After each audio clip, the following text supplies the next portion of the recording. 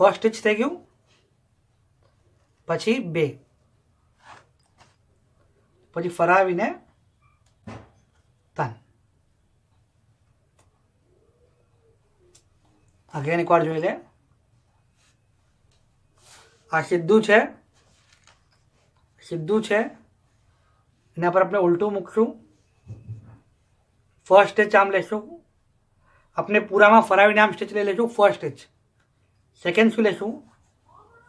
1 2 અને 3. આમ આપણે આ પૂરા પર આમ બાઇન્ડિંગ કરી કાઢશું.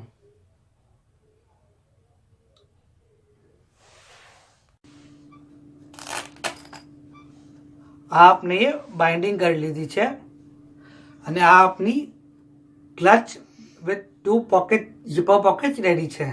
જો ફર્સ્ટ પોકેટ ચેન વાળું,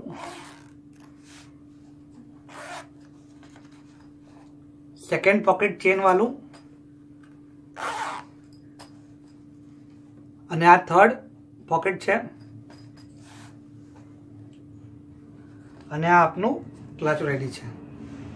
આપને અમારો વિડીયો પસંદ આવે તો જરૂર લાઈક કરજો અને શેર કરજો. ઓલસો કમેન્ટ કરજો કે આગળ આપને શું શીખવું છે. Thank you.